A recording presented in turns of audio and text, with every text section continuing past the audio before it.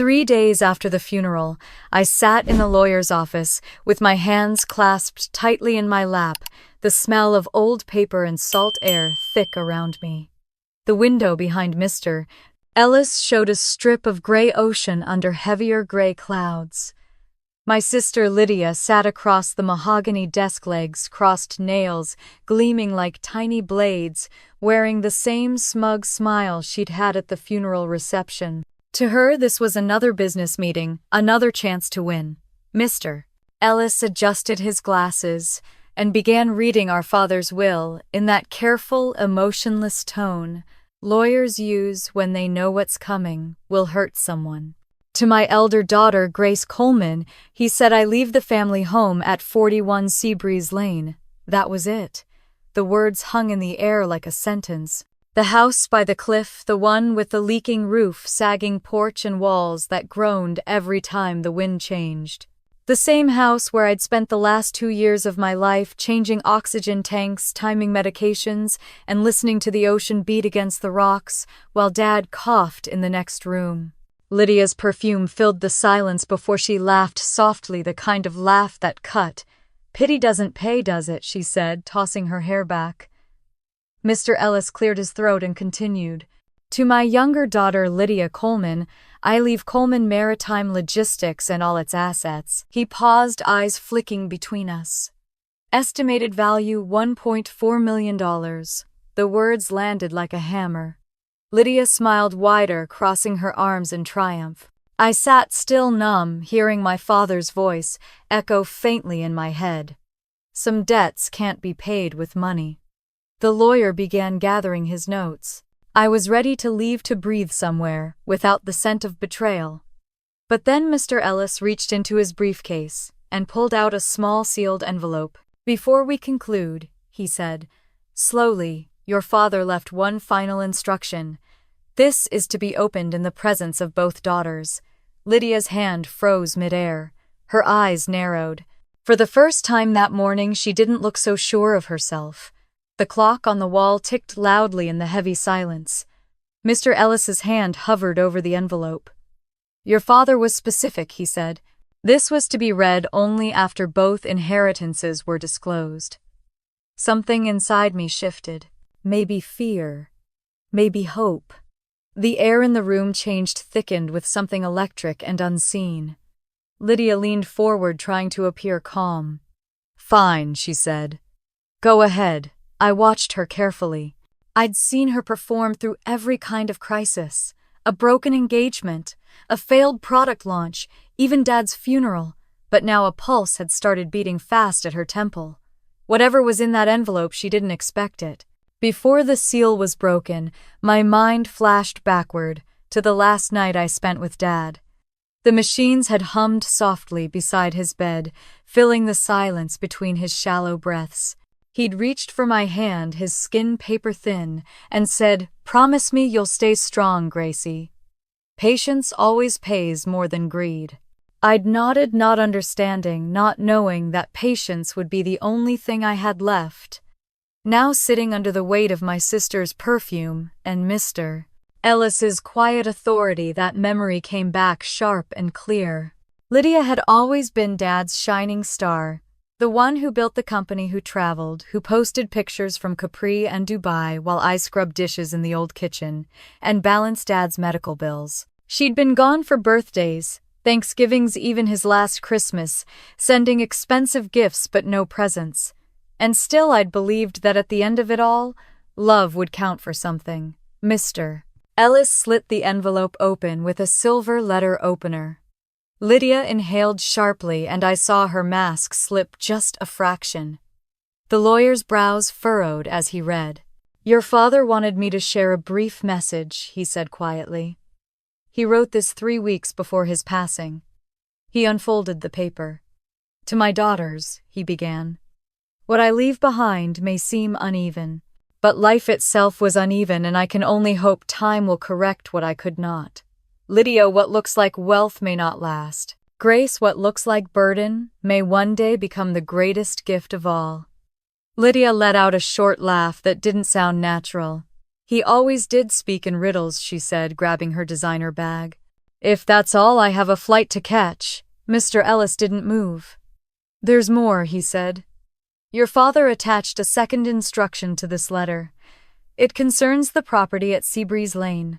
That made her stop. The old house, she said with a frown. Yes, he replied. He requested that within 1 month of this, while reading, both daughters must meet me there to review additional documentation stored on site. Until that meeting, neither inheritance can be fully executed. I felt my heart stutter. What documentation? Mr. Ellis folded the letter carefully. He didn't specify. Only that the documents pertain to the family business and unaccounted assets. Lydia's eyes darted to mine, full of irritation. Unaccounted assets. There's no such thing. I've managed Dad's financials for years. Your father seemed to believe otherwise, Mr. Ellis said evenly. He was very clear that this final review must be completed before the estate is legally closed. The silence that followed was long and brittle. Lydia adjusted her jacket, the sound of fabric snapping through the air. Whatever, schedule it. But make it quick. Some of us actually have a business to run. She stood up, her heels clicking sharply across the hardwood floor. I stayed seated, the envelope now trembling in my hands. There was something in those words. What looks like burden may one day become the greatest gift of all, that lodged deep in my chest. When Lydia reached the door, she paused and turned. You can keep your moldy little cottage, Grace, she said with a cold smile. I'll take the company. Let's see which one of us Dad really trusted. The door closed behind her, leaving a faint echo. Mr. Ellis exhaled softly. I'm sorry, Grace. I know this isn't what you expected. I shook my head. He wouldn't have done this without a reason. He was too deliberate. The lawyer nodded. That was my impression as well. He told me more than once that appearances can be deceiving. Outside, the storm had started. Rain struck the window in steady rhythmic taps. I stood and looked out at the gray horizon where the sea met the sky, both endless, both unknowable. For 2 years, I had given up everything, my job, my apartment, my relationship, to stay by my father's side. I had believed that loyalty meant something. But in the world Lydia lived in, loyalty was a currency that never held value.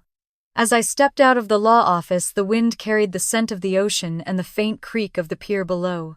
The old house waited for me at the edge of the cliffs, just as it always had, weathered, but still standing. Maybe it really was a burden. Or maybe, as Dad said, it was a gift I hadn't yet unwrapped. Either way, I would find out. Because something in my father's tone that night, the calm certainty, had told me that this story wasn't over. And whatever he'd hidden in that house by the sea, it was about to change everything. Lydia thought she'd won. The road to Seabreeze Lane wound through fog that clung to the cliffs like breath on glass. My wipers squeaked against the windshield, fighting drizzle that never quite stopped. I'd driven this road 1,000 times in my life, but this morning it felt different, like I was driving backward through time.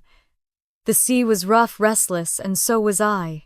The lawyer's words still echoed in my head. Your father left something that must be reviewed at the house. The old house appeared suddenly crouched at the edge of the world, half hidden by salt-stained pines. The porch sagged just as I remembered, the paint peeled away by years of storms. I parked beside the cracked stone path and sat for a moment, staring through the windshield. 2 years of oxygen tanks, hospital visits, whispered prayers. 2 years of wiping sweat from my father's forehead and pretending it didn't hurt to watch him disappear. While Lydia was somewhere in Bali posting sunsets, I was counting the seconds between his heartbeats. Inside, the air still smelled like disinfectant and ocean brine. A blanket hung over the arm of his recliner, folded just the way I'd left it after the funeral. I touched it, half expecting to feel the warmth of his skin. Instead, there was only the chill of absence. You said patience would pay, Dad, I whispered. I just didn't know it would feel like this. I made tea and sat by the window where he used to read the morning paper. The sea crashed against the rocks, steady as breath. Every sound in the house was amplified, the groan of the floorboards, the ticking of the clock that hadn't been wound since the day he died. It was like the house had been holding its breath, waiting for me to come back. He used to joke that I was his quiet shadow, always nearby, but never in the way. When the cancer came, he said it was comforting knowing I'd be there, even when he couldn't speak. Lydia called once a week in those days, always from some airport. "You're such a saint, Grace," she'd say, with a voice full of pity disguised as praise. "I don't know how you do it." I wanted to tell her that I didn't do it, I just stayed. But she wouldn't have understood. Staying was never her gift. I remember one Tuesday morning near the end. He'd woken up early, sitting in his worn leather chair by the window, his oxygen mask resting on his lap. The sky was pale gray, and the air smelled like rain. "Grace," he rasped, waving me over. "Sit down. There's something I've been handling alone." I perched on the edge of the couch, heart thudding. "You mean the business?" He smiled faintly, eyes sharper than I'd seen in months. "About what the business is built on." His voice cracked into a cough, and I fetched his water, the one with the little notches I'd drawn to track how much he drank. When he caught his breath again, he squeezed my hand. "Your sister thinks she knows everything because she reads balance sheets, but there are things about this family she's never asked to understand." "What things?" He looked toward the hallway, as if Lydia might appear out of thin air. "Promise me, Grace, whatever happens after I'm gone, don't let her make any major decisions without consulting Mr. Ellis first." I frowned. "Why, did something happen?" He shook his head slowly. "Let's just say there are parts of our history that can't stand the wrong kind of attention." The way he said it made me shiver. Before I could ask more, the phone rang in the other room. Lydia calling to announce her latest triumph, a new contract, a new boyfriend, a new reason she couldn't come home yet. Dad smiled when he heard her voice, but his eyes stayed on me, serious and steady. "You're the one who'll understand," he mouthed silently. 2 weeks later, he was gone. The funeral felt like a performance Lydia had staged for strangers. Expensive suits, imported flowers, the kind of catered food our father would have hated. She'd floated from guest to guest, her grief perfectly balanced with ambition. People called her strong, successful, so much like her father. I stood near the back with a paper cup of lukewarm coffee, invisible as always. Mrs. Garland from next door found me by the sink drying dishes. "He talked about you all the time," she said softly. "Said you had the heart to carry his legacy." Her words hit harder than any eulogy. Legacy. As if that word could make up for the nights I'd spent mopping sweat off his pillow, for the way his hand grew lighter in mine, until there was almost nothing left to hold. That night, after everyone left, I stayed behind to clean. Lydia had already driven off to the hotel, saying the house was too depressing. The silence was enormous. I walked through each room with a trash bag, collecting empty glasses and napkins printed with the company logo. In the study, the lamp was still on. Papers covered the desk, insurance forms, bank statements, a half-finished crossword puzzle. When I gathered them up, something slipped from between the pages, a torn envelope addressed simply to my daughter. My pulse quickened. The flap was ripped, the paper inside missing. The only thing left was the faint outline of where another letter had once rested. A rectangle of clean paper surrounded by dust. Someone had already opened it. I looked around, unease curling in my gut. Lydia had been in this room earlier that morning, taking phone calls, shuffling papers. Could she have? I shook the thought away, but it stuck like a burr. A gust of wind rattled the window. I turned off the lamp and stood in the dark, listening to the sea and the old house creaking around me. Somewhere in the distance, a ship's horn moaned, a low, lonely sound that seemed to come from another time. Back then, I still believed in simple stories. The dutiful daughter, the reckless sister, the father who loved them both. But grief changes the way you see everything. It sharpens what was blurry and blurs what once seemed clear. When I finally lay down that night, I dreamed of the ocean swallowing the house whole, wave by wave, until only the roof remained. In the dream, my father's voice came from beneath the water. "Don't let her decide alone, Gracie. The truth isn't hers to sell." I woke before dawn, heart pounding. The window was open, curtains blowing inward. On the nightstand, the torn envelope lay where I'd left it, but the corner of the paper was damp smudged with something that looked like seawater. Downstairs, I found the back door unlocked. The porch light flickered weakly in the wind. Outside, the path to the cliffs was slick with rain scattered with footprints too small to be mine. I stood there gripping the doorframe, staring into the dark. The tide was high waves crashing violently against the rocks below. I thought of Lydia's words at the will reading, "Pity doesn't pay, does it?" and something cold settled in my chest. Maybe she hadn't taken just the company. Maybe she'd taken something far more dangerous. Back inside, I placed the empty envelope in my father's old desk drawer and locked it. Then I whispered the promise I hadn't known I was making. "I'll find out what you meant, Dad. Whatever it takes." The wind howled outside, rattling the shutters like fists. Somewhere deep in the house, something shifted, a faint metallic clink, like keys brushing against wood. I froze, listening, then silence. When I finally climbed the stairs to my old bedroom, the air felt heavier, almost watchful. I left the lamp on all night, afraid that if I turned it off, the house might whisper back. Sleep didn't come easily. Every time I closed my eyes, I saw my father's tired smile, the way his fingers trembled when he handed me his last cup of tea. I heard his voice again echoing over the roar of the sea, "Patience always pays Gracie. But only if you know what you're waiting for." I didn't know what I was waiting for then, but I do now. Because somewhere in this house, buried beneath the dust and the memories, was the reason my father changed his will and the secret he died protecting. The phone rang just after dawn, cutting through the sound of waves slapping the rocks outside. I was sitting at the kitchen table with a mug of black coffee, staring at the torn envelope I'd locked away and then taken back out again. The number on the screen was unfamiliar. Miss Coleman. The voice on the other end was steady, low, and unmistakably formal. "This is Mr. Ellis. I believe we should meet. Your father left instructions for me, specific ones regarding matters he didn't want discussed during the will reading." The coffee cooled in my hand. "What kind of matters?" There was a pause, like he was choosing his words carefully. "The kind that should be discussed face to face. Can you come to my office this morning?" I agreed, before my nerves could change my mind. The air outside was damp, heavy with the scent of salt and pine. As I drove toward town, the fog hung so thick I could barely see the road ahead. The sky hadn't decided whether to stay gray or clear. Neither had I. Mr. Ellis's office sat above a bookstore downtown, the kind of place where time seemed to move slower. When I walked in, the old brass bell over the door gave a tired jingle. He stood from behind his desk and gestured to the worn leather chair opposite him. "Grace," he said softly, "your father trusted you more than you realize." He waited for me to sit, then opened a folder that looked older than I was. Inside were neatly stacked pages covered in numbers, stamps, and the careful handwriting I recognized immediately, my father's.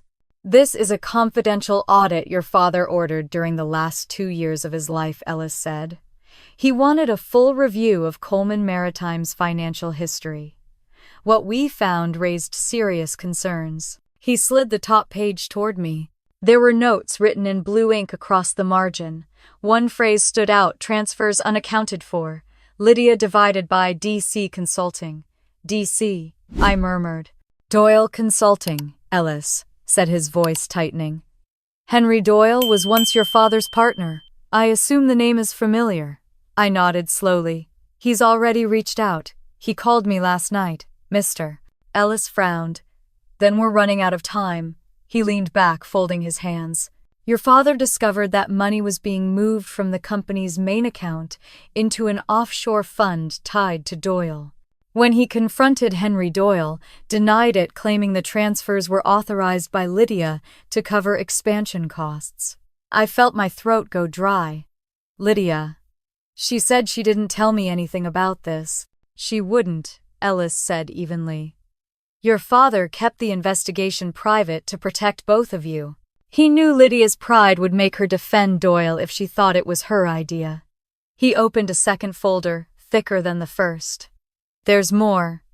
Your father revised his will again 3 months before he passed. It includes what he called the safeguard clause.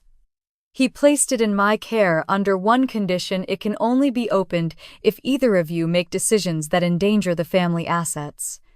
I stared at him. So that envelope at the will reading, there's another one. Correct. A second envelope. He believed there might come a time when it would be needed. What's in it? Ellis shook his head. Even I don't know. He sealed it himself and filed it under a restricted trust. But he left a note. This will protect both daughters even from themselves. The words hit me like cold water. He thought we'd fight, I said quietly. He feared it, Ellis corrected. And he was right to. A soft knock on the office door broke the silence. When it opened, Lydia stepped inside like she owned the place. Her heels clicked against the wooden floor, her perfume flooding the room before she spoke. Well, she said, folding her arms. Isn't this cozy secret meetings now? I blinked. What are you doing here? I got a call from the company accountant, she said smoothly. Apparently some funds have been frozen pending legal review. Care to explain why Mr. Ellis, the lawyer, didn't move? Your father placed restrictions on the company's financial activity. I'm simply following his instructions. Lydia laughed short and sharp. Instructions from a dead man. That's convenient. Careful, I said quietly. You're talking about Dad. She turned her glare on me. Don't start lecturing, Grace. You've never understood how business works. Maybe not, I replied, but I understand how honesty works. Her jaw tightened. You think you're better than me because you stayed behind changing oxygen tanks, because you got the house. You didn't earn anything, Grace. You just waited for him to die. The words hit harder than I wanted them to, but before I could respond, Ellis stood up. His calm presence filled the room like a wall between us. That's enough, ladies. This isn't about envy. It's about responsibility. Your father's legacy depends on both of you respecting his wishes. Lydia smirked. And what exactly are those wishes? Because so far, all I see is you trying to control what's rightfully mine. Ellis walked to a cabinet behind his desk and removed a small locked box. This contains your father's final instruction. I haven't opened it, and I won't unless certain lines are crossed. Lydia's eyes flickered. And who decides when those lines are crossed? You know, Ellis said. Your actions will. For a moment, the only sound was the slow tick of the grandfather clock. Lydia straightened her blazer, her composure sliding back into place like armor. I'll let the lawyers handle it. Just remember, Grace, Dad's gone.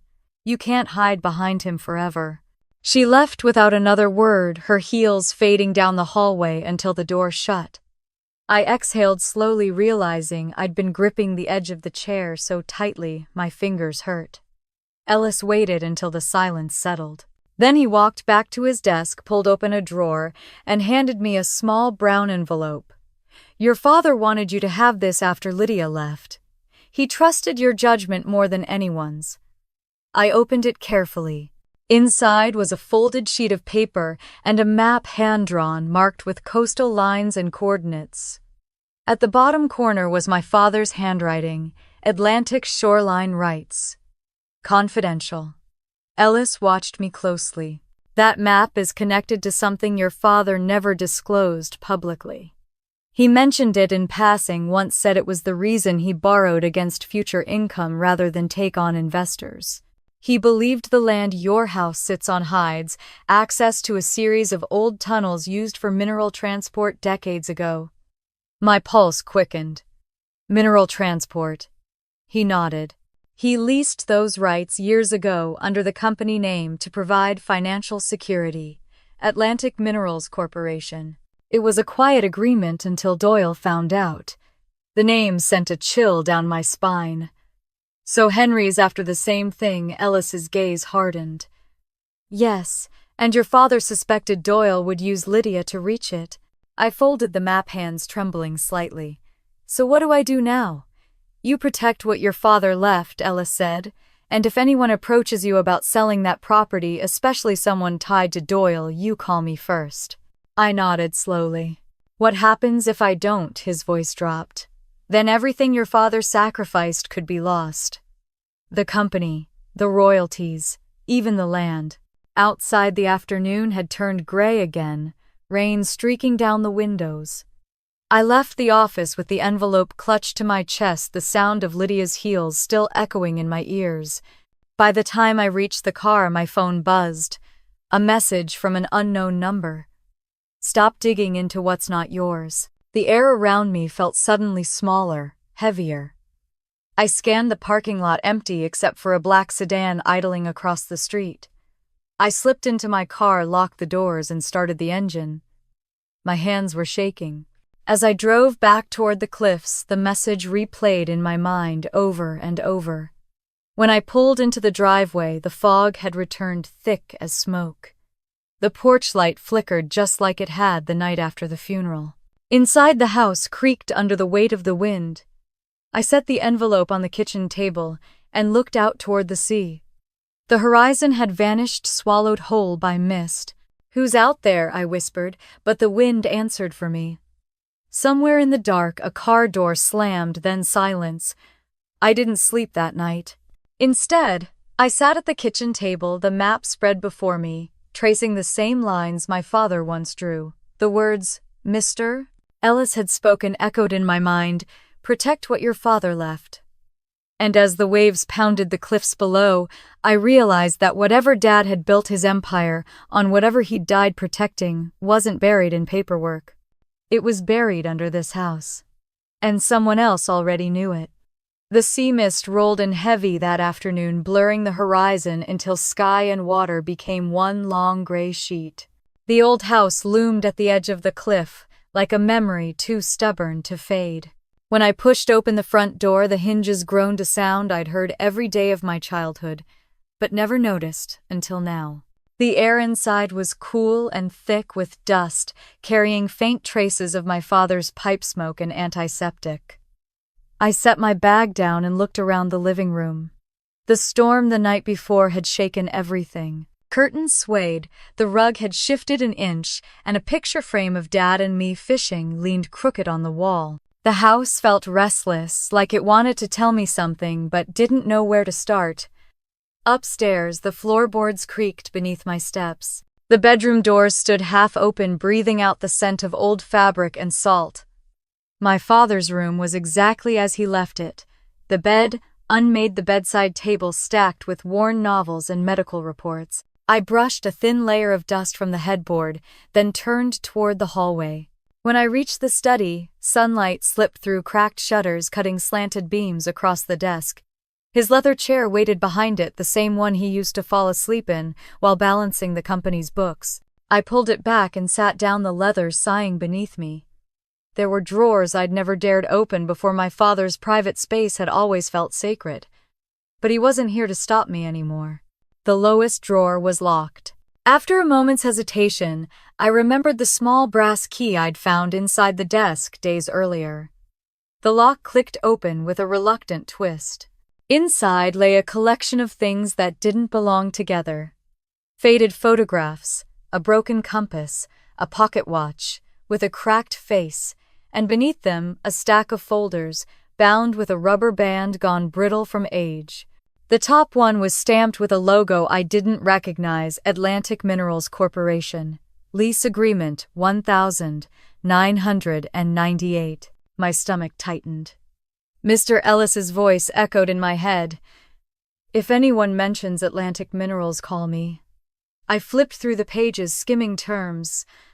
I barely understood royalties, coastal rights, exploration access. On one of the final pages was my father's signature, bold and certain, next to another in sharp black ink, Henry Doyle. For a moment I just sat there, listening to the wind batter the windows. The same man who had stolen from my father had signed this contract with him 2 decades earlier. And now he'd come back. I felt cold, though the sun was spilling through the shutters. My father hadn't just been hiding financial trouble. He'd been guarding something much bigger, something tied to this land, this house, the cliffs below. A distant memory surfaced me at 8 years old, sneaking down the staircase past bedtime. Dad was in the basement, then hammering at something metal, his face glowing in lamplight. When I asked what he was building, he smiled and said, "Foundations, sweetheart, the kind that keep the house standing." Now I understood he hadn't been talking about walls or beams. Downstairs, I followed the sound of the sea through the hall. The door to the basement stuck at first, swollen from humidity. When it finally gave a gust of damp, stale air, rushed up like the house exhaling after holding its breath too long. The wooden stairs creaked under my feet. My flashlight swept across cobwebs, rusted tools, and boxes stacked in uneven towers. In the far corner stood an old workbench, its surface cluttered with jars of nails and scraps of paper. One of them caught my eye, a hand-drawn sketch of the coastline marked with red dots, and the faint note, "Survey markers, Access Route A." I unfolded the map and studied it. It matched the one Mr. Ellis had given me, but smaller with more detail. A series of arrows pointed to a section labeled Shoreline Cavern. Beneath it, my father had scrawled one word, "Hidden." Behind the bench, a shelf leaned unevenly against the wall. I moved it aside, and the hollow echo that followed made my pulse jump. I tapped the wall, solid, then hollow again. Something was behind it. My hands shook as I searched for a latch, a hinge, anything. Finally, my fingers brushed a seam in the wood, barely visible. I pushed, and a panel swung open with a reluctant creak. Inside was a small safe, old and spotted with rust. The safe's lock was different from the one upstairs, heavier, more deliberate. I tried the same key I'd used before. Nothing. Then I remembered the small iron key with the number 47 etched on its side, the one I'd found hidden with my father's note. "Look where the earth meets the tide." I slid it in. It turned. The door opened to reveal a manila envelope tied with twine, a small silver key, and a folded letter yellowed by time. My heart pounded as I unfolded it. The handwriting was shaky but unmistakable. "Grace, if you're reading this, it means I couldn't finish what I started. The land beneath our house isn't what people think. Atlantic Minerals leased it years ago, claiming it was worthless rock. But their surveys found more deposits that could be worth millions. They hid it, afraid of legal complications. When I refused to sell, they sent Henry Doyle to persuade me. He stole from the company, tried to blackmail me into silence. I bought him out to protect what was ours. I've spent the last years making sure those rights stay in the family. If anyone, especially Lydia, is approached about selling, she must not agree. The contract carries long-term royalties that could secure this family for generations. But handled wrong, it could destroy us. You're the only one I trust to understand that." The letter ended there. I sat on the cold floor, the paper trembling in my hands. A storm rumbled in the distance, the first drops of rain tapping the basement window. Dad had known this would happen. He'd seen Doyle coming long before either of us. I slipped the envelope and key into my jacket and climbed the stairs 2 at a time. The storm hit full force as I reached the kitchen, thunder rolling so close it rattled the dishes. I set the letter on the table and stared at it, trying to make sense of everything. The house groaned with the wind. I turned toward the hallway and froze. The front door stood ajar, rain blowing in. I knew I'd locked it. Outside, the porch light swung wildly. I stepped out, heart thudding, scanning the darkness. The rain made the yard shimmer, the ocean beyond invisible under sheets of fog. Then I saw footprints in the mud, fresh and deep, leading away from the house toward the cliffs. I followed them halfway before they vanished at the edge of the rocks. The sea roared below, black and endless. Whoever had been there was gone. When I returned inside, dripping wet, the letter was gone. The table was empty except for a single muddy handprint. I backed away, trembling. Someone had been in the house while I was outside, someone who knew exactly what to take. A car engine started somewhere down the road, its headlights flashing through the fog before disappearing into the night. I locked the door and leaned against it, breathing hard. For a long time, the only sound was the storm and the pulse hammering in my ears. Upstairs, the floor creaked as if someone were still moving. I told myself it was the wind, the age of the house, the ghosts of memory. But when I finally dared to look up the staircase, I could swear I saw the faintest flicker of movement, like a shadow retreating into the dark. I didn't sleep at all that night. I sat by the window with the remaining evidence, the key marked 47, and the sketch of the coastline clutched in my hand. Dad had hidden something precious, something dangerous, and now someone else was hunting for it. The sea outside roared louder than ever, waves crashing against the cliffs like fists. I closed my eyes and whispered into the storm, half prayer, half promise.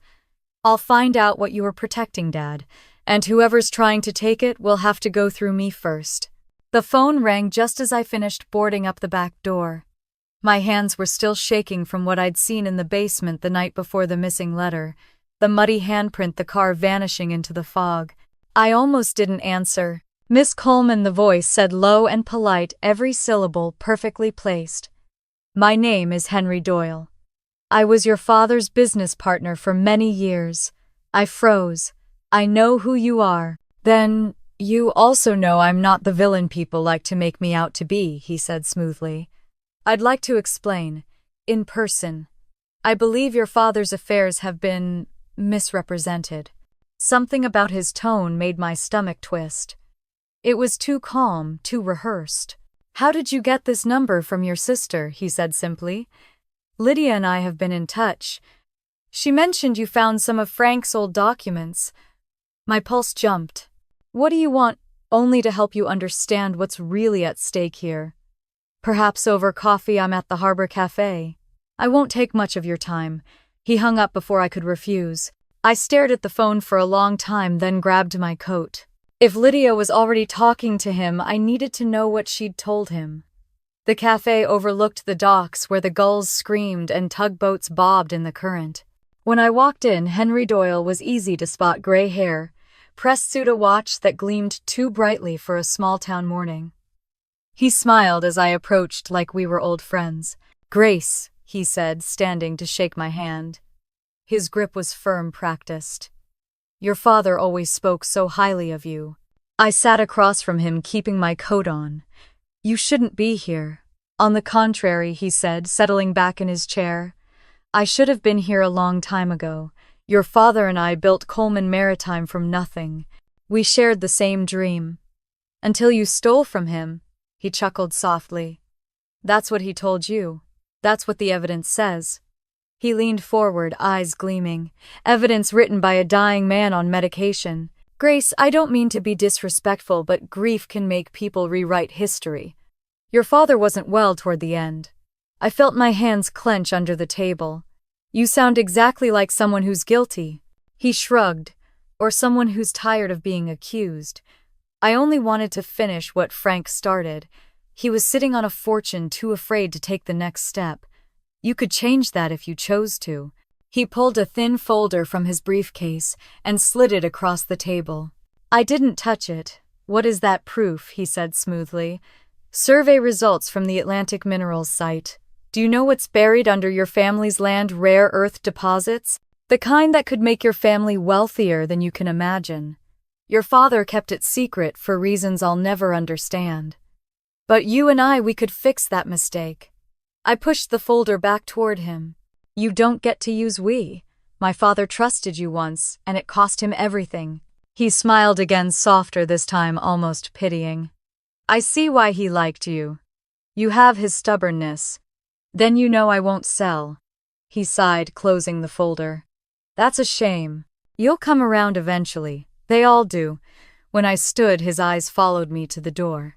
Give Lydia my regards, he said. Outside, the air smelled of diesel and rain. I pulled out my phone and called my sister. She answered on the second ring.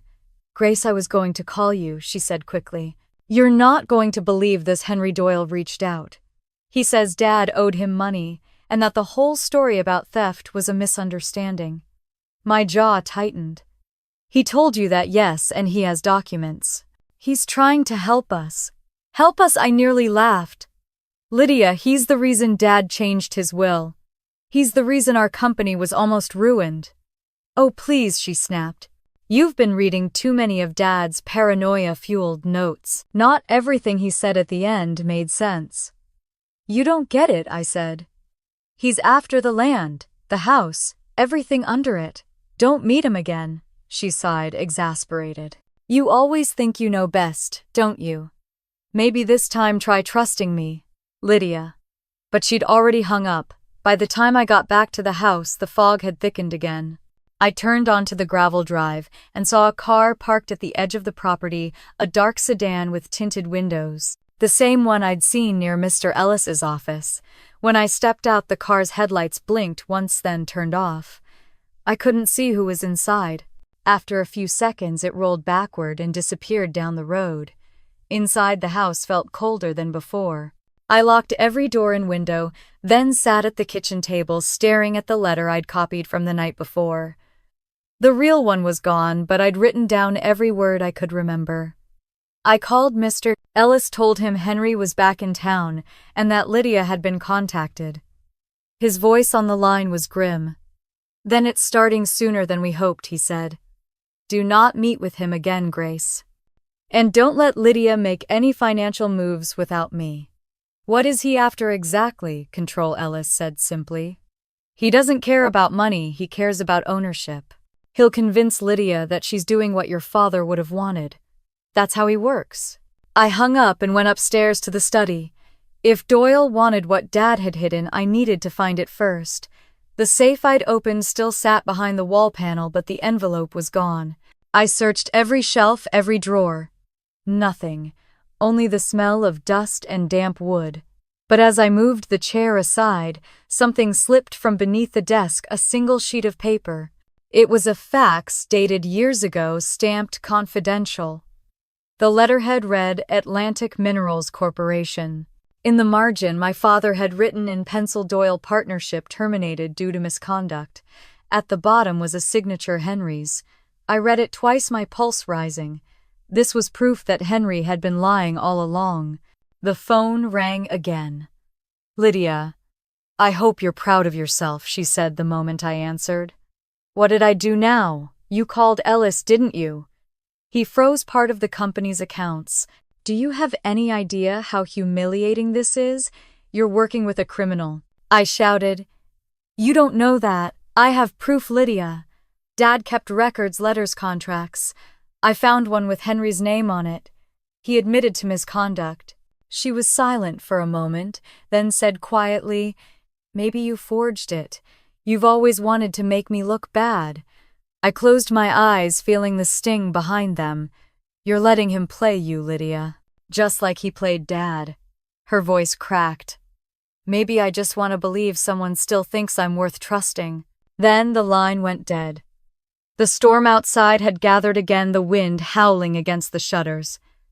I poured myself a glass of water but couldn't drink it. My mind was spinning too fast.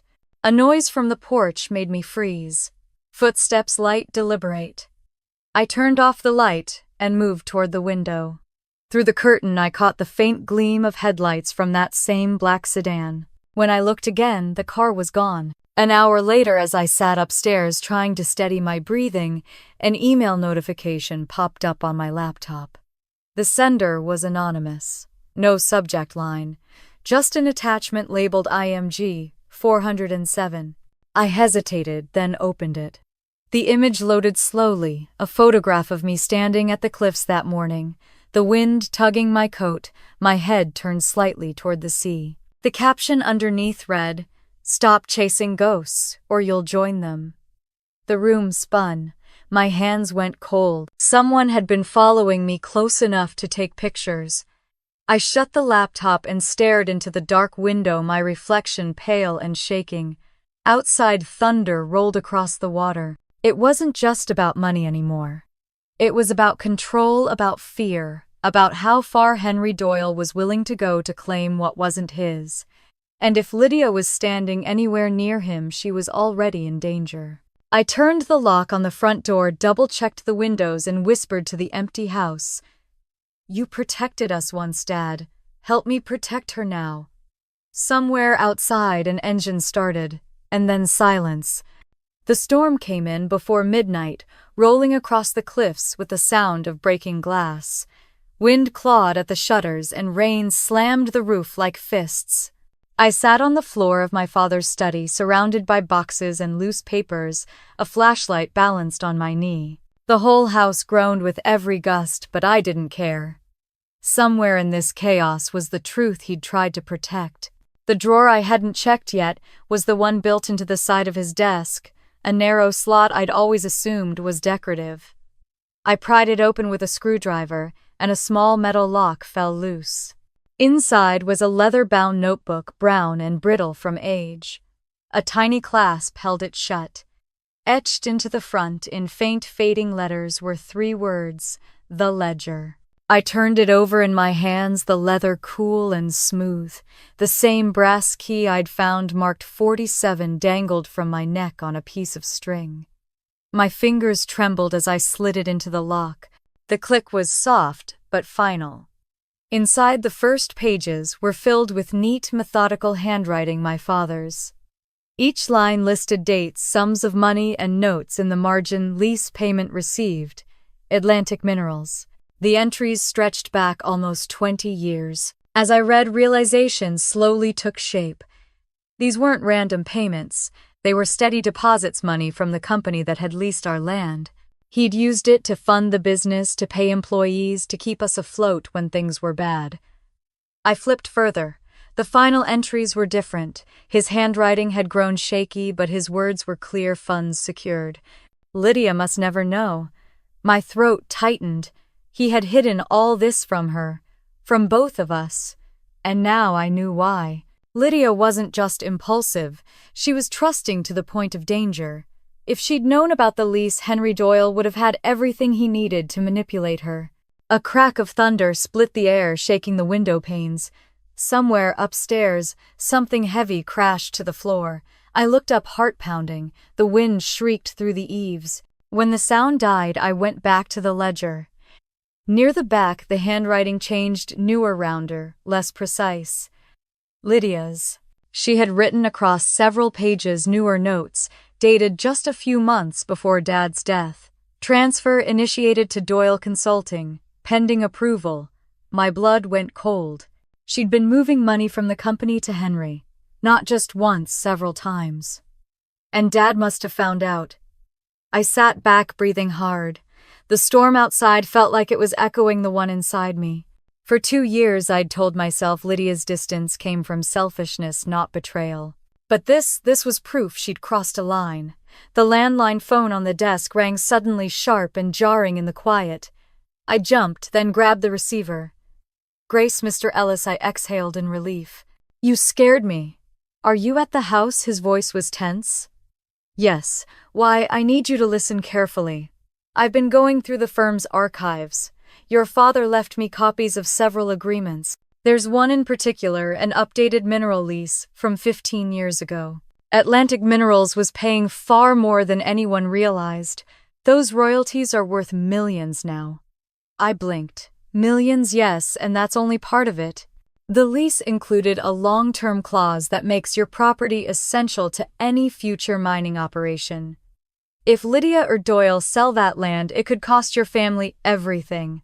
I pressed the phone tighter to my ear. "He's already talking to her. He called me this morning." Ellis swore softly. "You must stop them from meeting again. If she signs anything, it's over." Lightning flashed outside, bathing the room in white. "She won't listen to me," I said quietly. "Then we'll have to make her listen. Bring me the ledger tomorrow morning. We'll get a court injunction if we have to." Before I could respond, the line went dead. The wind howled harder now. I looked at the phone, then back to the ledger. My father had hidden the truth to protect the future, but Lydia was about to hand it away. I went to the window and dialed her number. She answered on the 3rd ring, her voice sharp with irritation. "Grace, it's late." "What now? Where are you out?" "Why are you with Doyle?" She hesitated just long enough for me to know the answer. "Stop it, Grace," she snapped. "Henry's trying to help. You can't just sit on all of Dad's old secrets and pretend you're the only one who understands business. He's not helping you, Lydia. He's using you. Dad warned me before he died. The company's money came from the lease with Atlantic Minerals, not some deal Doyle made. Everything you're doing right now could destroy that." You sound insane. Her voice cracked a mixture of anger and fear. Maybe you should get some rest. You're starting to sound like him paranoid. Before I could reply, she hung up. The house fell silent again, except for the wind. I stared at the phone in my hand until the dial tone dissolved into static. Then I turned back to the desk. If Lydia wouldn't believe me, I needed more proof. Something undeniable. I dug deeper through the drawers, searching for anything my father might have hidden. Beneath a stack of shipping invoices, I found a flash drive taped to the underside of a shelf. The label read, "For Ellis only." I plugged it into my laptop. Hundreds of scanned documents appeared: emails, contracts, and bank transfers. One folder was labeled Doyle, Embezzlement, Evidence. I clicked it open and felt my stomach drop.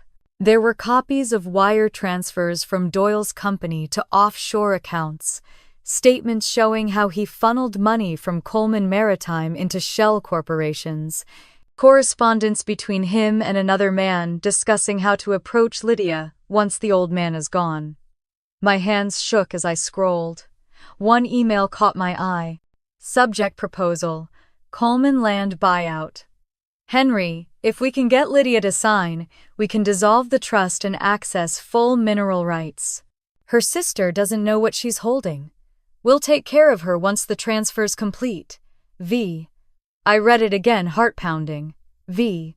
Whoever that was, they were part of this. Maybe even the one who broke into the house. Thunder cracked so loud it shook the floor. The lamp flickered. I jumped to my feet, staring toward the hallway. A shadow moved past the doorway, quick, deliberate. Hello, my voice trembled. No answer, only the creak of the stairs. I grabbed the flashlight, its beam trembling as I aimed it toward the sound. The front door swung slowly, open, wind pushing rain across the threshold. I ran to it, shining the light outside. The porch was empty, but in the mud at the bottom of the steps was a single footprint, fresh, wide, and heavy.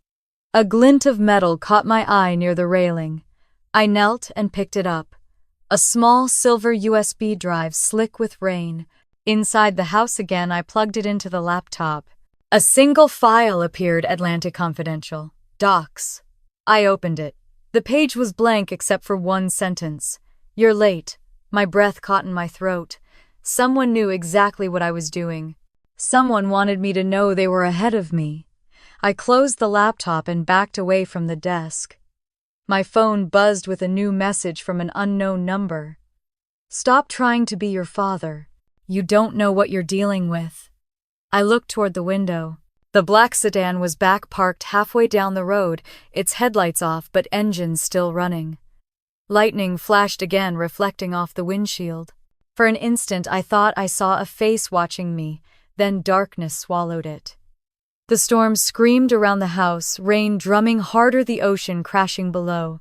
I clutched the ledger to my chest and whispered into the chaos. You tried to protect us, Dad. Now it's my turn. Outside, thunder answered like a warning. The car didn't leave until morning. The news broke on the morning tide. Coleman Maritime announces new leadership. The headline ran across the Fairmont Chronicle, complete with a photo of Lydia standing in front of the company logo beside Henry Doyle. The caption read, "The Coleman legacy continues with innovation and guidance from business consultant Henry Doyle." I sat at the kitchen table, the paper trembling in my hands. Outside, the fog hung thick over the cliffs, swallowing the world in silence. Mr. Ellis's words echoed through my head. If Doyle gets near the company again, everything your father built will collapse. By the time the kettle began to whistle, I had already grabbed my keys. The law office was quiet when I arrived, the kind of silence that carried weight. Mr. Ellis looked up from his desk, his expression grim but unsurprised. I was expecting you. I dropped the newspaper in front of him. You knew this was coming. He sighed and folded his glasses. I had a feeling. Your sister's been moving fast. Too fast. She's put Doyle on the board. I know. He called me last night pretending to negotiate a buyout.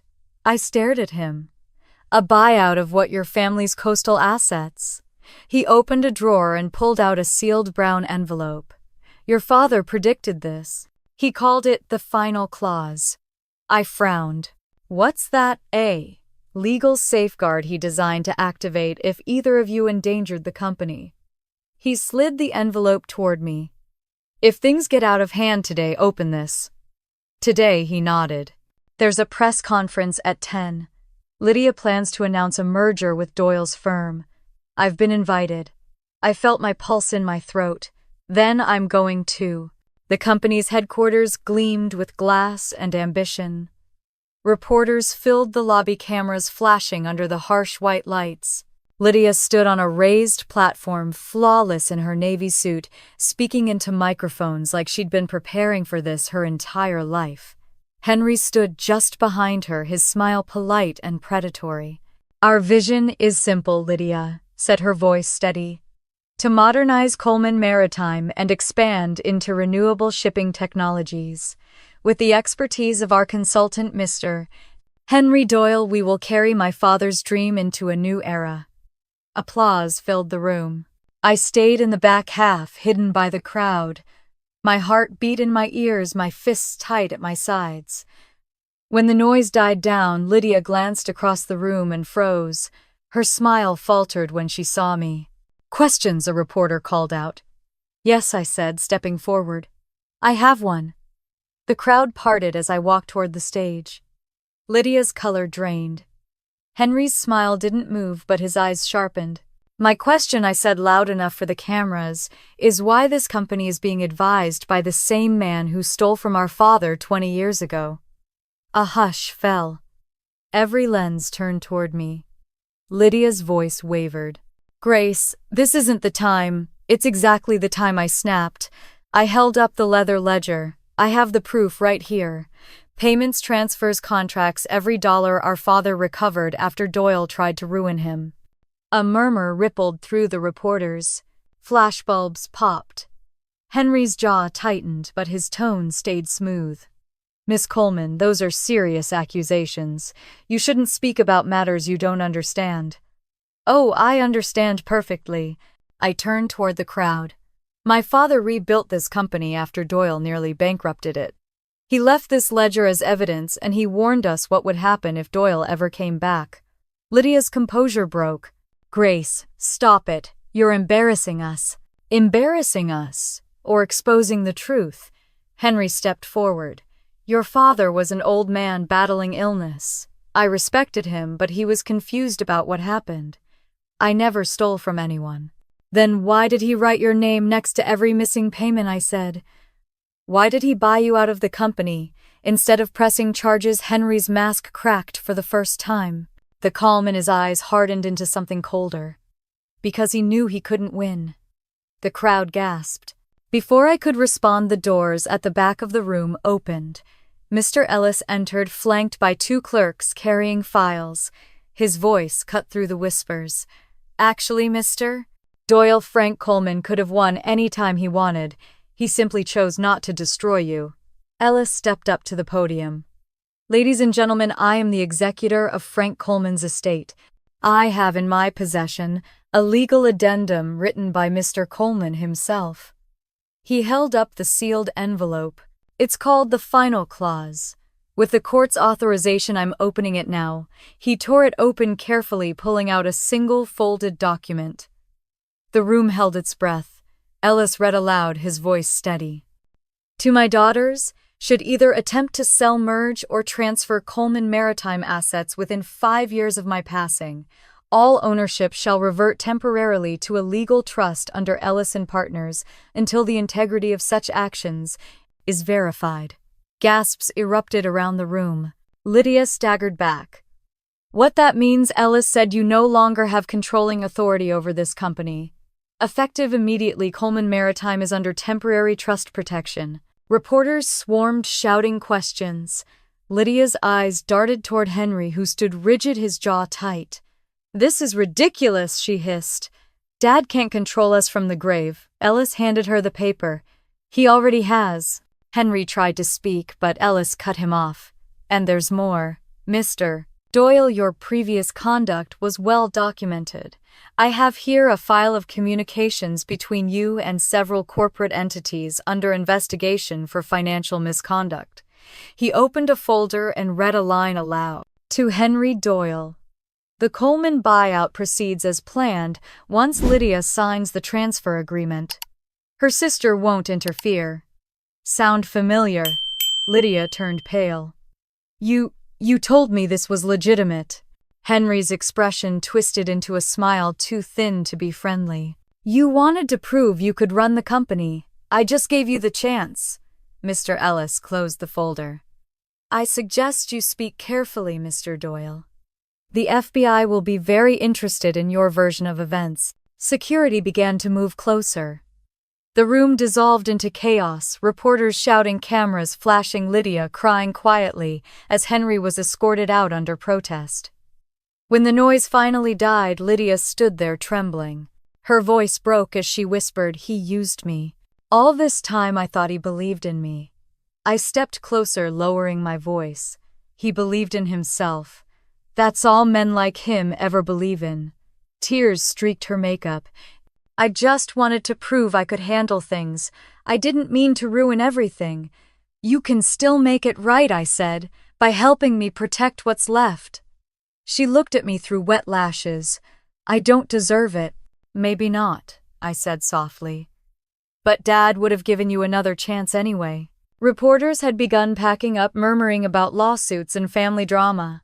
Ellis touched my shoulder gently. You did well, Grace. But this isn't over. He reached into his briefcase and handed me another sealed envelope, this one smaller, the wax still unbroken. Your father left this for you alone. He said it should be opened only when you're ready to understand. I turned it over in my hands. The handwriting across the front was unmistakable, my father's looping script. For Grace, private. When I looked up, Lydia was watching me, confusion and guilt flickering in her eyes. What is it? She whispered. I didn't answer. I just slid the envelope into my coat pocket. Outside, the air smelled of salt and wet asphalt.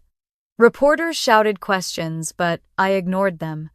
The sky over Fairmont had cleared after the storm, the light breaking through in thin golden streaks. For the first time in months, I felt something close to peace.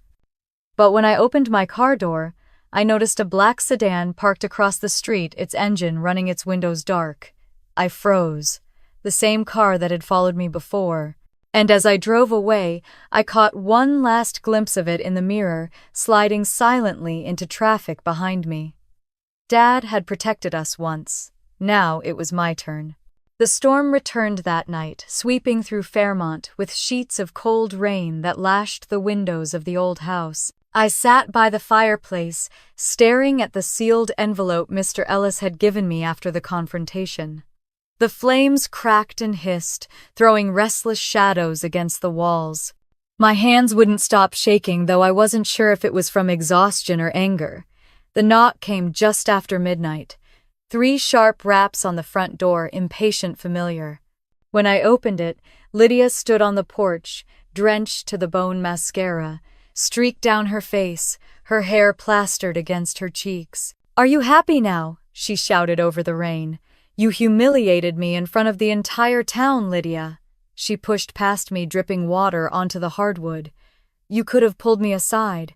You could have talked to me like a sister, not exposed me like some criminal. I shut the door behind her. You were about to hand our father's company to the man who stole from him. Her laugh was brittle, angry. Oh, here we go.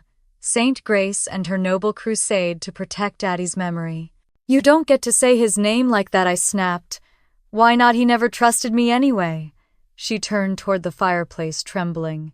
He always saw me as the disappointment. You were the caretaker, the favorite. I was the one who left, remember? The selfish one. That's not true, I said quietly. Yes, it is. Her voice cracked. All I ever wanted was to prove I could run something on my own, that I wasn't just decoration. I took a step closer. And Henry told you exactly what you wanted to hear. She looked at me, eyes red. He said Dad was wrong about him. He said there was money being wasted, money that could make the company grow. I believed him because I needed to believe. Someone believed in me. I swallowed hard my anger, softening into something more complicated. He used that against you. She nodded, tears spilling down her face. He said he had proof Dad made shady deals with the mining company. He even showed me documents. They looked official.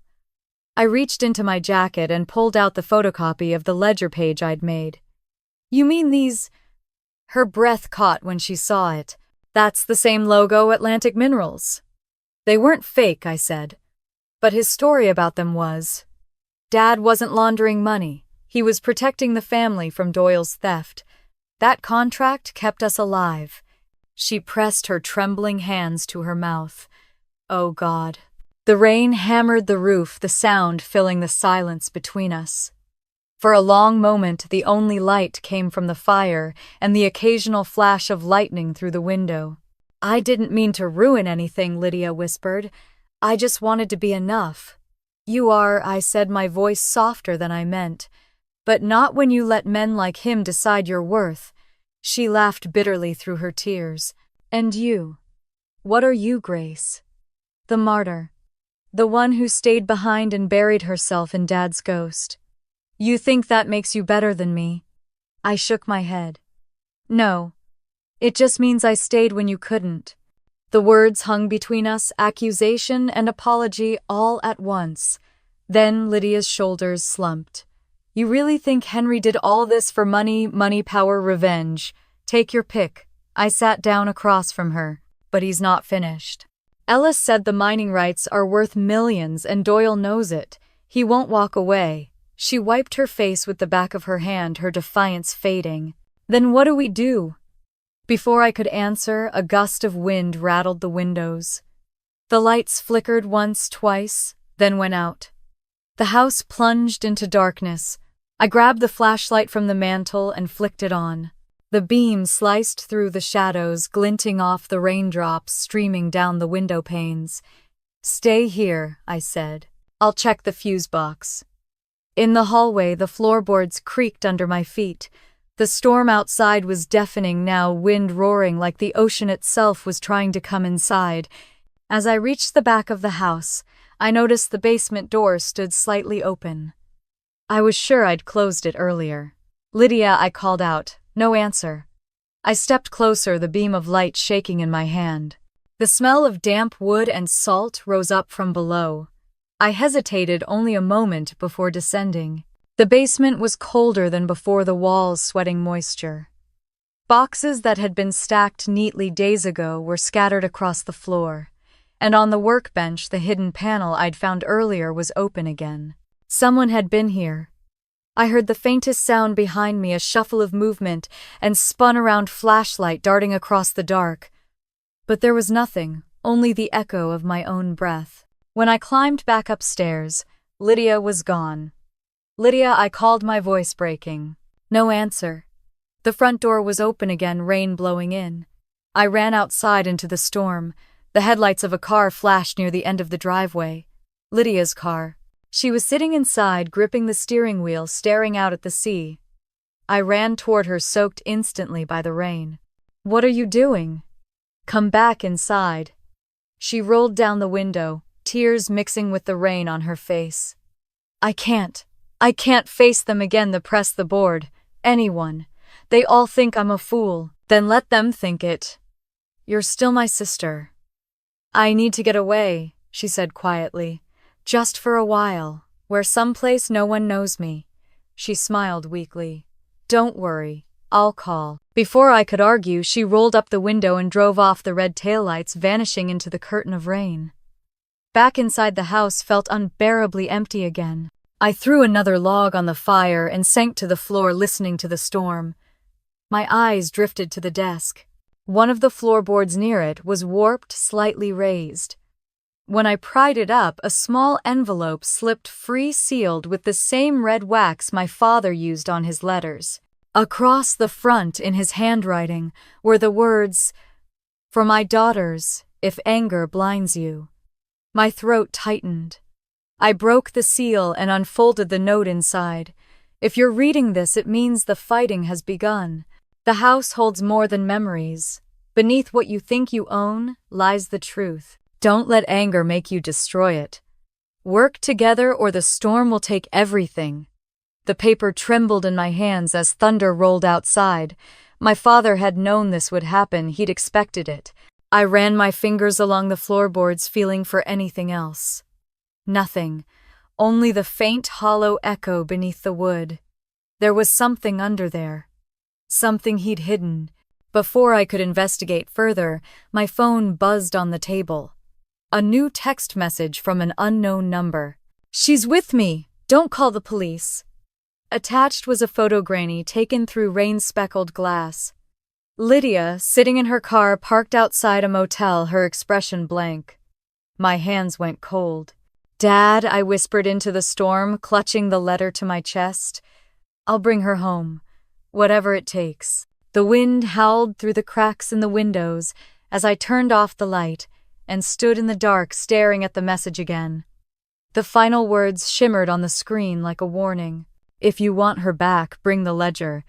The call came just before sunrise. I'd been sitting by the window all night, staring at the waves breaking against the cliffs, the letter from Dad still open on my lap. When the phone rang, I thought for a moment it might be Lydia. But the voice that answered wasn't hers. "Miss Coleman. This is Agent Laura Hunt, FBI Financial Crimes Division." I straightened, the exhaustion in my body disappearing in an instant. "FBI. Yes, ma'am. Your lawyer, Mr. Ellis, reached out to us regarding a Henry Doyle. We've been investigating his financial network for several years. He also told us your sister has gone missing." My pulse jumped. She's not answering her phone. The last message I got was from an unknown number. It said not to call the police. There was a pause on the other end. "We've located her car. It was abandoned outside a motel on Highway 9. We believe Doyle may have made contact." I gripped the edge of the desk. "Is she alive?" "We don't know yet," the agent said. "But we're working on it. Can you meet me in Portland this morning? There's information you need to see." 2 hours later, I was sitting across from Agent Hunt in a conference room, lined with gray walls and fluorescent lights. She was a tall woman in her 40s with sharp features and eyes that missed nothing. A file sat open in front of her, the top sheet, stamped confidential. "Your father was right to be cautious," she said. "Doyle's company has been linked to 7 cases of fraud and embezzlement involving family-owned businesses. He targets heirs, usually the ones with something to prove." I stared at the photographs laid out on the table. They showed smiling families in front of office buildings that now stood empty, shuttered. "He finds people like Lydia," I murmured. "Exactly. He uses grief, guilt, ambition, whatever works. Then he convinces them to sign away control." I swallowed hard. "He was after the land too, the lease with Atlantic Minerals." Agent Hunt nodded. "We've reviewed the documents Mr. Ellis sent us. The mineral rights your father leased out 20 years ago are now worth at least $30 million in royalties. But there's something else. Doyle was one of the original signatories on the Atlantic Minerals lease." My head snapped up. "He was involved from the start. He helped broker the deal under a shell company. When your father discovered it, he forced Doyle out. But Doyle's been trying to get those rights back ever since. The only thing standing in his way was your father's trust clause." She slid another folder toward me. "This is the Coastal Trust Agreement. It automatically transfers ownership to a legal trustee if fraud or external interference is detected." I read the clause aloud, my hands trembling. "The trust will activate upon evidence of coercion or manipulation regarding the Coleman estate." Agent Hunt nodded. "Your father built a trap. But Doyle didn't know that until recently. That's why he's been trying to get your sister to sign documents. He's desperate to secure control before the trust activates." I pushed the folder away. "He's using her. Again." Agent Hunt stood. "We have a team searching the area where Lydia's car was found, but we need something else. Mr. Ellis told me about your father's ledger. It could contain proof of Doyle's financial crimes." I hesitated. "It's not safe at the house. Neither are you," she said. "If Doyle thinks you're still there, he'll come for it." I felt the room tilt slightly, my breath catching in my throat. Then we go get it before he does. By the time we reached Fairmont, the rain had stopped, leaving the air thick and heavy. The ocean shimmered dull silver in the morning light. 2 FBI vehicles followed behind us as we turned down Seabreeze Lane. The house looked smaller than I remembered, like it had been holding its breath. Agent Hunt stepped out first, scanning the driveway. "No sign of forced entry," she said. "Let's make this quick." Inside, everything was exactly as I'd left it. The coffee mug on the counter, the chair by the fire, the ledger sitting on the table. I picked it up carefully, the leather still damp from the storm. Upstairs, one of the agents called. "Footprints. Fresh." Agent Hunt drew her gun. "Stay behind me." We crept up the stairs, each step groaning under our weight. My heart hammered so loudly, I could barely hear the rain dripping through the gutters outside. At the end of the hall, the door to Dad's study stood half open. When we stepped inside, the smell hit first: cigarette, smoke faint but recent. A half-burned match lay on the desk. The window was open, curtains flapping. Whoever had been here had just left. "Ma'am," the second agent said, pointing to the wall. "You should see this." Carved into the wood of the bookshelf were 3 words scratched deep enough to draw splinters: "Too late, Grace." My stomach dropped. "Pack the ledger," Agent Hunt ordered. "We're leaving." Back in the car, the agent's phone rang. She answered, listened, then looked at me. "We found your sister." My heart stopped. "Where? She's alive. But we think Doyle's using her to negotiate." She handed me the phone. A male voice came through, smooth, cold, unmistakable. "Grace, you've been busy." "Where is she?" I demanded. "She's fine. For now." "What do you want?" "The ledger. You bring it to me, I'll let her go." "Where?" He chuckled softly. "Don't sound so eager. I'm not the monster your father made me out to be. I just want what's mine. You can end this, Grace. Meet me at the old Seabreeze warehouse tonight. Alone." Before I could answer, the line went dead. Agent Hunt gripped the steering wheel. "He's trying to bait you." "I know. We can set up a team, surround the place." I shook my head. "He'll see it coming. If he thinks I'm working with the FBI, he'll hurt her." "Grace, no," I said firmly. "I'm going, but I'll take precautions. You'll know where I am." That night, the fog returned thick as milk. The warehouse sat at the edge of the dock, its windows black and empty. I parked a block away and hid the ledger inside my coat. Every step echoed off the wet concrete as I approached. The door creaked open before I touched it. Lydia sat in a chair at the center of the room, her wrists bound, her eyes wide with fear. Henry stood behind her, his expensive suit wrinkled, his face drawn and pale.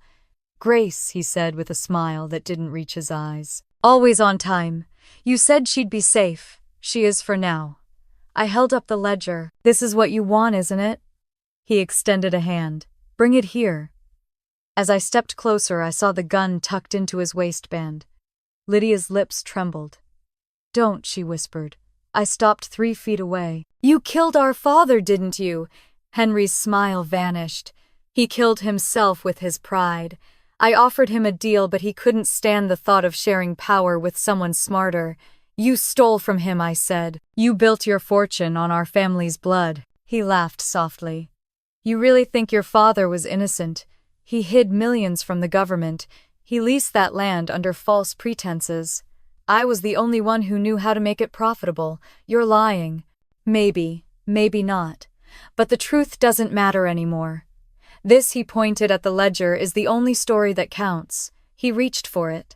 Before he could grab it, a sharp voice echoed from behind him. "FBI, drop your weapon." Henry spun, eyes wide. The warehouse erupted into chaos, agents swarming through the doors, floodlights cutting through the fog. He fired once, the shot ricocheting off metal beams. I ducked, shielding Lydia. Agent Hunt's voice rang out. "Henry Doyle, you're under arrest for fraud, embezzlement, and kidnapping." Doyle backed toward the open door, gun trembling in his hand. "You think you've won," he shouted. "You have no idea what that land's worth. It'll ruin you." Agent Hunt moved fast. One shot cracked through the air, and Henry Doyle fell, the gun skittering across the floor. Silence. Lydia sobbed as agents rushed to untie her. I knelt beside her, the ledger clutched in my hands. "It's over," I whispered. But as the fog crept through the broken windows, I knew it wasn't. Because if Dad was right, and that land held the truth beneath it, then this was only the beginning. The sirens faded with the dawn. By the time the last police car pulled away from the docks, the sun was breaking through the fog in pale ribbons. Lydia sat wrapped in a gray blanket on the tailgate of an ambulance, shivering, even though the air was warm. I stood a few feet away, the ledger clutched to my chest, watching the water glint gold beneath the light. Agent Hunt approached, her hair damp with mist. "He's gone," she said quietly. "Doyle didn't make it." I nodded but didn't answer. The words didn't bring relief, only exhaustion. Lydia looked up as I approached. Her voice was a hoarse whisper. "It's over, isn't it?" Almost, I said. "Grace, I didn't know. I swear I didn't." I knelt beside her. "I believe you. But we can't undo what's been done. We can only finish what Dad started." She nodded weakly, staring down at her hands. The same hands that had signed contracts she hadn't understood. Mr. Ellis arrived later that morning, briefcase in hand, expression grave. "I spoke with the district attorney," he said. "They're pressing charges posthumously against Doyle's company. But we need to secure your father's estate immediately. The mining rights are still in question." Lydia flinched. "You mean the land under the house?" Ellis nodded. "Atlantic Minerals' offer still stands. They're willing to negotiate, but they'll want answers." I looked toward the ocean. "Then let's give them some." By noon, we were sitting in Ellis's office, the air thick with fatigue and the smell of coffee. Dr. Sarah Chen from Mountain View Mining, Atlantic Minerals' new name, arrived with her team. She was polite but firm, her briefcase stacked with contracts. "We've conducted a full geological survey," Dr. Chen said. "Your property contains a significant deposit of rare earth minerals. Our proposal is straightforward: $40 million upfront, plus 25 years of royalties. It's a fair offer, but it will require joint signatures from both you and your sister." Lydia's gaze darted toward me. "After everything, you still trust me to sign?" "It's not about trust," I said. "It's about responsibility." Dr. Chen spread out the documents. "Before you decide, you should know mining operations are complex. They come with environmental risks, public scrutiny, and legal oversight. Once you sell, you lose control of how the land is used." Ellis cleared his throat. "There's another option. Your father created a trust clause that allows for a hybrid agreement. You could take partial payment and retain long-term ownership of the land." I studied the numbers, the neat lines of ink that seemed to decide the future of everything we'd survived. $40 million, I murmured. "It doesn't even feel real." Lydia leaned back in her chair. "What would Dad do?" Ellis smiled faintly. "He'd think long-term. He always did." Agent Hunt stepped into the doorway holding a file. "Before you sign anything, there's something you should see." She handed me a folder stamped Federal Property Investigation. Inside were photographs, drone images of the cliffs dotted with small dark openings. "What am I looking at?" I asked. "Mining tunnels," she said. "They were abandoned decades ago, long before your father's lease. We believe Doyle was using them to smuggle extracted materials illegally. That's why he wanted control of your land." The room fell silent. Lydia whispered he was still stealing from us. Ellis rubbed his temple. "If that's true, this could complicate the sale. The government may claim part of the property for investigation." I stared at the photographs again, anger mixing with grief. Dad had known, he must have. That was the real secret he'd been protecting. "We're not selling," I said finally. Lydia blinked. I turned to Dr. Chen. "We'll do the hybrid agreement. $40 million upfront, royalties over time, and we retain ownership. That land stays ours." Dr. Chen nodded slowly. "That's the wiser choice. It honors your father's foresight." Ellis prepared the paperwork while Dr. Chen's team set up the contracts for signature. My hands trembled as I signed each pen stroke, sealing decades of struggle and sacrifice. Lydia signed beside me, her initials careful, deliberate. When it was over, Ellis gathered the papers. "Congratulations," he said softly. "You've secured your family's future." For the first time in months, I felt something ease inside me. Not victory, just release. But the peace didn't last long. That evening, as the sun bled orange across the sea, Ellis called. His voice was tight. "Grace, we may have a problem." My stomach dropped. "What now, Doyle's associates?" he said. "We've intercepted communications, suggesting someone's still trying to claim your father's assets through a secondary trust. It looks like Doyle wasn't working alone. Who? We're not sure yet. But the FBI's tracing the accounts. Until we have confirmation, keep that ledger somewhere safe." I hung up and stared out the window. The waves glittered under the fading light, calm and deceptive. Somewhere in that silence, I could almost hear Dad's voice. "It's not over until you make it right." The next morning, the news broke. "Henry Doyle's partner still at large," the headline read. The article mentioned a second man under investigation, a financier known only as V, whose real identity remained unknown. I folded the paper and walked out to the porch. Lydia was already there, holding 2 cups of coffee. She handed me one. "V," she said quietly. "Do you think it's Vincent Torres?" I froze. Who he was, one of Doyle's contacts years ago. He came to a company event, once said he wanted to invest in shipping. Dad threw him out for asking too many questions about the lease. I exhaled slowly. "Then he's still out there." Lydia nodded. "What do we do now?" I looked out at the horizon. "We wait. And we keep the house locked." But waiting didn't last long. That afternoon, a car pulled up the driveway, a government sedan, black and unmarked. Agent Hunt stepped out with another man I didn't recognize. "Miss Coleman," she said, "this is Assistant Director Green. He oversees the Financial Crimes Task Force. We've confirmed the identity of Doyle's partner." The man opened a folder and placed it on the table. Inside was a photo-gray, hair-sharp suit, a familiar face. "Mr. Ellis." The room spun. "That's not possible." Agent Hunt's eyes were unreadable. "I'm sorry, Grace. We didn't want to believe it either. Ellis handled most of Doyle's paperwork after your father's death. He had access to every account." Lydia whispered, "He set us up." I felt the world tilt beneath me. "He has the contracts." Green nodded. "We've issued a warrant. He'll be brought in tonight." As if on cue, my phone buzzed a text from an unknown number. "You can't protect everything, Grace. The truth always has a price." My fingers went numb. "He's running." Agent Hunt was already on her radio barking orders. "All units, eyes on the coastal road. Target is mobile." Lydia grabbed my arm. "What do we do?" I looked at the horizon where the sea glimmered like liquid glass. "We finish this," I said. "Just like Dad would."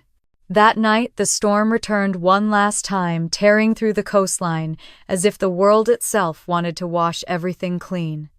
When the call finally came from Agent Hunt, her voice carried through the static. "We got him. Ellis was trying to board a boat headed for Nova Scotia. The ledger you gave us sealed the case. It's over, Grace." I hung up, tears blurring my vision. Lydia came to stand beside me at the window. The lightning flashed, illuminating the cliffs, the waves, the house our father built. "It's really over?" she asked. "For him," I said softly. "For us, it's just beginning." We stood there for a long time, watching the sea crash against the rocks, until the thunder rolled away into the distance. Dad's voice echoed in my memory, gentle and certain. "Patience always pays, Gracie. But only if you know what you're waiting for." Now I finally understood. The waiting was over. The courthouse smelled faintly of paper and rain. I sat at the long oak table beside Lydia, the ledger resting between us like a living thing. Across the room, rows of reporters waited, their pens ready. The judge entered quietly, his expression unreadable. Months of hearings had come down to this one final decision that would define everything our father left behind. Lydia's hands shook as she straightened her blazer. She hadn't slept much, neither had I. Outside, the storm from the night before had broken into clear blue skies, the kind of morning that felt too calm for what was about to happen. Case 4517 Coleman Estate versus Ellis and Associates, the bailiff announced. When Mr. Ellis was led into the courtroom, I barely recognized him. The man who had once been our father's trusted lawyer now looked gaunt, hollow-eyed. His wrists were shackled, his tie missing. The sight of him made Lydia flinch. He lifted his chin slightly when he saw us. "Grace," he said, his voice cracked but confident. "Still protecting ghosts, I see." I didn't answer. I just turned the ledger toward the judge. The prosecutor stepped forward. "Your Honor, this ledger, along with supporting bank records and testimony from Agent Hunt, proves that Mr. Ellis acted as Henry Doyle's silent partner, laundering stolen funds through trust accounts connected to the Coleman estate. He manipulated both sisters in order to gain access to the property's mineral rights." The judge nodded. "I've reviewed the evidence." Mr. Ellis smiled faintly. "And yet, despite all the noise, I made the Coleman sisters rich." "Doesn't that count for something, fraud?" the judge said flatly. "Never counts for anything." The verdict came quickly: guilty on all counts. 20 years in federal prison, all assets seized, restitution to the family. Lydia gripped my hand, tears welling in her eyes. "It's really over." But as the guards led Ellis away, he turned back to us, his voice low and calm. "You think this ends with me. You don't understand what your father hid. That land will ruin you, the same way it ruined him." The door closed behind him, and his words hung in the air like a curse. Outside, the sun was blinding. Reporters swarmed, asking about the verdict, about the money, about the future of Coleman Maritime. I said nothing. Lydia squeezed my arm and whispered, "Let's go home." We drove in silence along the coastal road, the ocean stretching endlessly to our right. The cliffs were green again, the air sharp with salt. Lydia rolled down her window and closed her eyes. "I forgot how good this place smells." "Smells like Dad's workshop," I said, "like sawdust and hope." When we reached the farmhouse, the afternoon light slanted across the porch, catching the worn paint and the vines growing wild along the railings. It was quiet except for the wind moving through the grass. Inside, everything was as we'd left it. The firewood stacked neatly. The framed photo of Dad on the mantel, half smiling like he knew more than he was saying. I placed the ledger on his desk one last time. "I hate that book," Lydia murmured. "It saved us," I said. She sank into the armchair, rubbing her temples. "He used us, Grace. Ellis, Doyle, all of them. They made us fight each other so they could win." I looked at her, the same sister who once mocked me for staying, who now sat small and fragile in the house she'd called worthless. "They underestimated us," I said. "Just like everyone else." That night we built a fire. The warmth flickered against the walls, and for a moment I imagined Dad sitting there again, listening quietly. Lydia poured 2 glasses of wine and handed me one. "To him," she said softly. I nodded. "To him." For a long time we said nothing. The flames hissed and popped, and the wind outside softened. I could almost hear his voice, steady, patient. "Don't let anger make you blind, Grace." After midnight, a car engine hummed up the road. Headlights flashed through the windows, stopping in front of the house. Lydia stiffened. Who would come here this late? I peered outside. A black sedan, government plates. I exhaled in relief when Agent Hunt stepped out. She waved for us to open the door. "I'm sorry to come unannounced," she said as we let her in, "but I thought you should know before you read it in the papers." "Know what I asked?" She handed me a sealed envelope. "It's about Doyle. His network didn't end with Ellis. We've traced his offshore accounts to a holding company in Bermuda registered under your father's name." Lydia gasped. "That's impossible." "It's not what it looks like," Agent Hunt said quickly. "Frank Coleman set those accounts up to trap Doyle. Every transaction was monitored. It's how we built the final case." She turned to me. "Your father's name will be cleared officially next week. The FBI is releasing a statement recognizing his cooperation with our investigation." My throat tightened. He knew this would happen. He knew we'd need proof after he was gone. Lydia covered her face, sobbing quietly. He was protecting us even then. Agent Hunt's tone softened. You two were lucky to have a man like him. He didn't just build a company, he built a safety net that outlasted every lie. When she left, the silence felt sacred. Lydia looked at me through red eyes. He knew everything that would happen. He planned for it all, not everything I said. He couldn't plan what we'd become because of it. The next morning, we drove to the docks. The workers were already unloading shipments, laughter rising over the crash of waves. The new sign read Coleman Legacy Marine. Lydia leaned against the railing, her hair whipping in the wind. You think we deserve this, I smiled faintly. Maybe not, but he believed we did. She nodded, watching the boats pull out into the open sea. Then we keep it running. For him. Back at the farmhouse, the mail truck had left a package by the door. No return address. Inside was an old brass compass, the kind sailors used a century ago, and a note written in faded ink, "Found this among your father's belongings during inventory. Thought you'd want it back." I turned the compass in my hands. The needle swung briefly, then settled, always pointing north, steady as a heartbeat. Lydia touched my arm. Dad's compass. Looks like it still knows where home is. That night I couldn't sleep. I went out to the porch and watched the tide roll in. The moon hung low, turning the sea into molten silver. Lydia joined me after a while, wrapping a blanket around her shoulders. Do you think we'll ever stop looking for his approval? She asked quietly.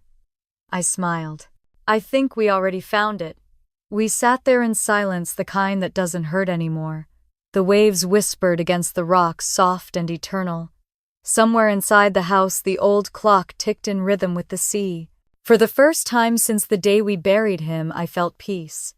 Not the kind that comes from winning, but the kind that comes from surviving, from knowing that no one can rewrite what love built. Tomorrow there would be contracts to sign, workers to pay, decisions to make. But tonight there was only the sound of the ocean and the certainty that our father's story had found its ending. I turned to Lydia. We made it, didn't we? She smiled through her tears. Yeah, we did.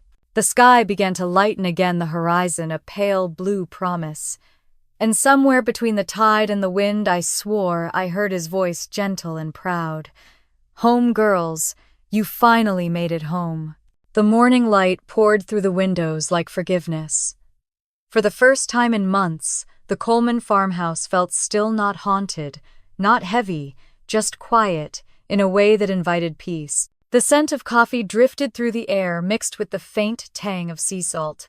I stood by the window, watching the waves roll against the cliffs, the same cliffs that had once seemed ready to swallow everything we had. Downstairs, Lydia was humming softly, setting the table. I'd almost forgotten that sound, her voice unguarded and real. It reminded me of childhood mornings when Mom was still alive and the world felt whole. The old house creaked around us, the kind of sound that used to make me anxious, but now felt like the heartbeat of something surviving. Months had passed since the arrest, since the hearings and the questions. Mr. Ellis was serving a 20-year sentence for fraud and conspiracy. Doyle was gone. The FBI had officially closed the case. Lydia and I had reclaimed the company, restructuring it under a new name, Coleman Legacy Marine. We'd paid off debts, rebuilt trust, and promised ourselves we'd never let anyone tear it apart again. But the greatest victory wasn't the money. It was that Lydia and I could sit in the same room now without bitterness, tightening our voices. I joined her at the table. The roses are blooming again, I said, pouring 2 cups of coffee. The ones by Mom's old garden. She smiled, tired but genuine. I noticed. I planted new soil around them last week. Thought maybe the roots needed a fresh start. Seems like we all did. We ate in silence for a while, the only sound the hum of the refrigerator and the call of distant gulls. Then Lydia put her fork down and said quietly, You know, I used to think Dad didn't believe in me.